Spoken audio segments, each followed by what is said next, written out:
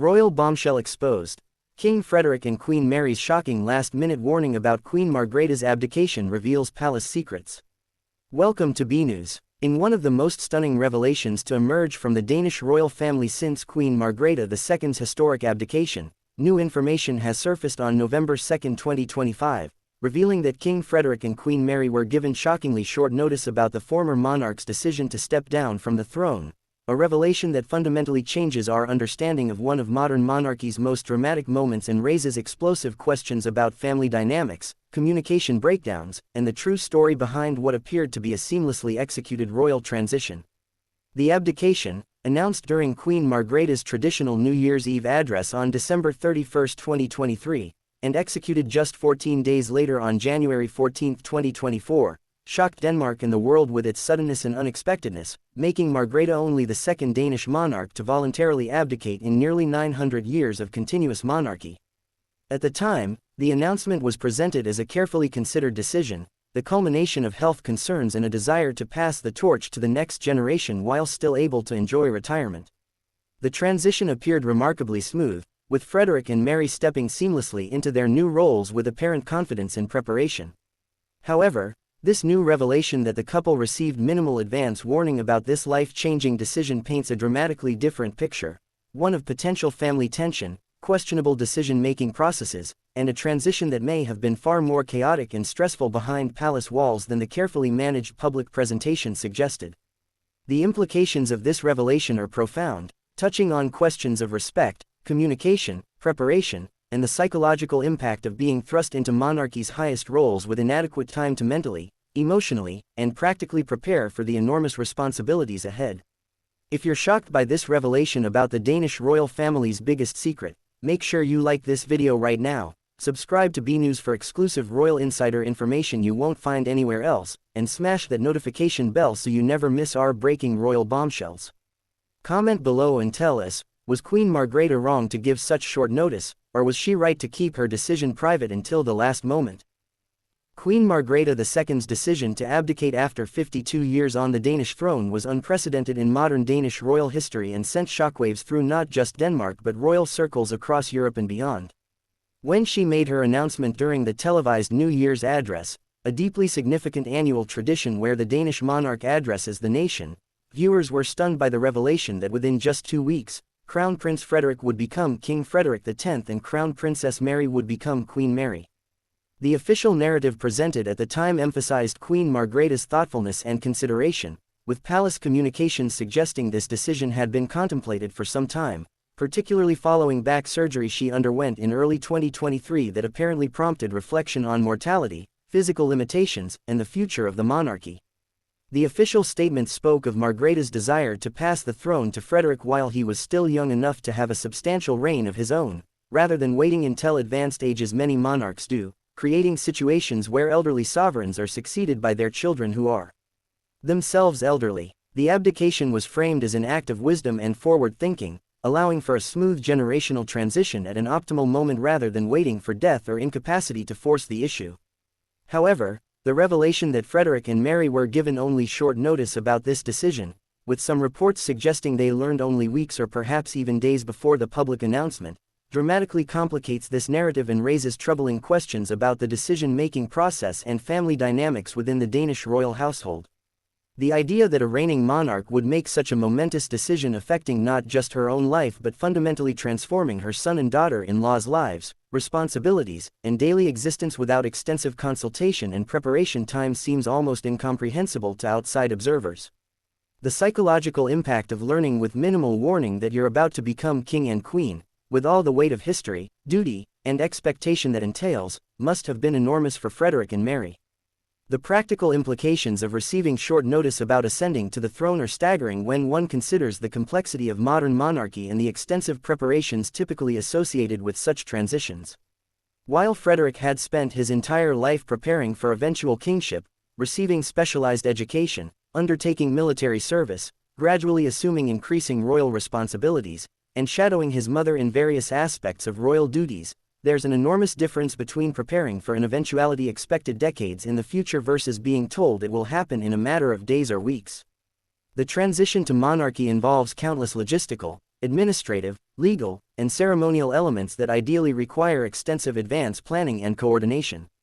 Frederik and Mary would need to arrange their personal affairs, adjust their children's lives and security arrangements, prepare psychologically for the massive shift in public attention and responsibility, coordinate with palace staff regarding new protocols and procedures, consider their approach to the reign and what initiatives they wanted to prioritize, and manage the emotional complexity of this transition while maintaining public composure.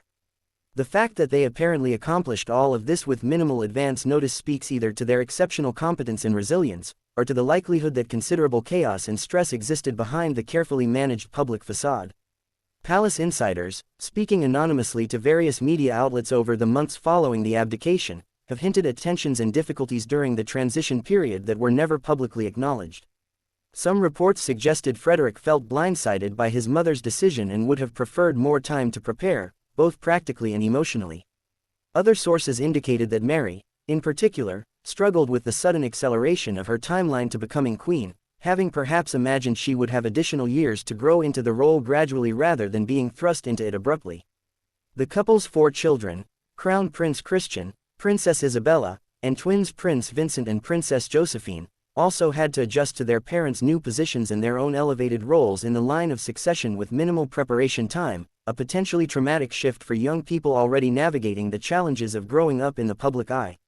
The question of why Queen Margrethe would give such short notice to Frederik and Mary about her abdication decision has generated considerable speculation and various theories ranging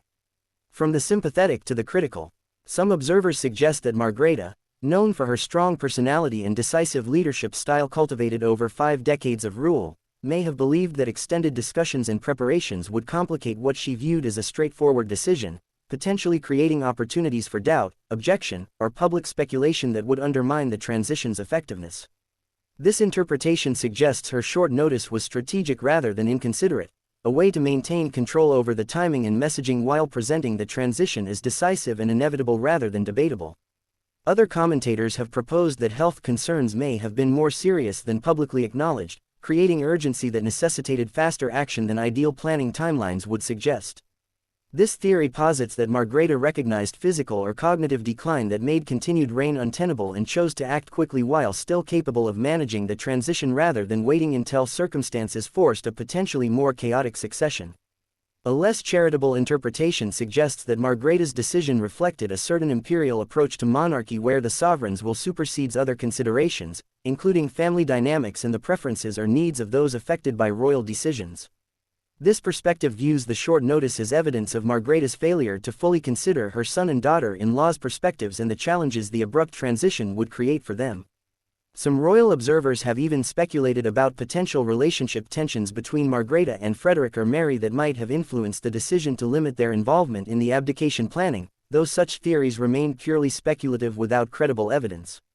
There's also the possibility that Margrethe worried about media leaks if too many people knew about her plans too far in advance, calculating that a surprise announcement would be more controllable than an extended period of speculation and pressure from media, public, and potentially even family members attempting to influence her decision. Whatever her motivations, the revelation about the short notice has certainly complicated the public understanding of this historic moment and raised questions about whether the transition was as well managed and thoughtful as it initially appeared. The long-term implications of this revelation about the short notice given to Frederik and Mary extend beyond historical curiosity into questions about the current state of family relationships within the Danish royal household and potential ongoing tensions resulting from this handling of the abdication. Royal families, like all families, accumulate resentments, miscommunications, and unresolved conflicts that can persist for years or even generations, affecting relationships and decision-making in complex ways. If Frederik and Mary felt disrespected, unprepared, or inadequately consulted about a decision that fundamentally transformed their lives, those feelings don't simply disappear once the transition is complete, they potentially create lasting impacts on the family dynamic and the relationships between the current monarchs and the former queen.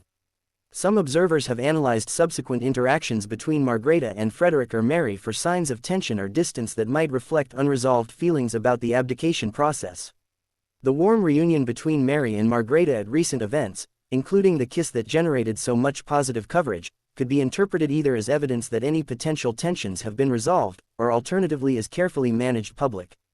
performances designed to project family harmony regardless of private realities. The question of how much involvement Margrethe maintains in royal affairs and decision-making since her abdication also becomes more complex in light of this revelation. Is she appropriately stepping back to allow Frederik and Mary to establish their reign independently, or does she continue to exert influence in ways that might reflect incomplete acceptance of her decision to abdicate? The psychological literature on family businesses and intergenerational transitions suggests that abrupt handovers of power and responsibility without adequate preparation and consultation frequently create lasting dysfunction, resentment, and communication difficulties. While the Danish monarchy is obviously not a family business in the conventional sense, it shares similar dynamics around succession, legacy, and the complex emotional dimensions of parents transferring authority to their children. The revelation about short notice raises questions about whether Frederik and Mary received adequate support, not just practically but emotionally, in processing this enormous life change, and whether ongoing family counseling or mediation might be advisable to address any unresolved tensions from this period. What's your honest opinion? Was Queen Margrethe justified in giving short notice about her abdication, or should she have consulted more extensively with Frederik and Mary? Do you think this revelation changes how we should view the Danish royal family's apparent harmony? Have you ever experienced a major life change where you felt you didn't get enough advance warning or input? Share your thoughts, personal experiences with family decision-making, and theories about what really happened behind palace walls in the comments below. Subscribe to BNews for continued coverage of this developing story and exclusive royal family revelations you won't find anywhere else. Hit that like button if you think there's more to this story than we've been told.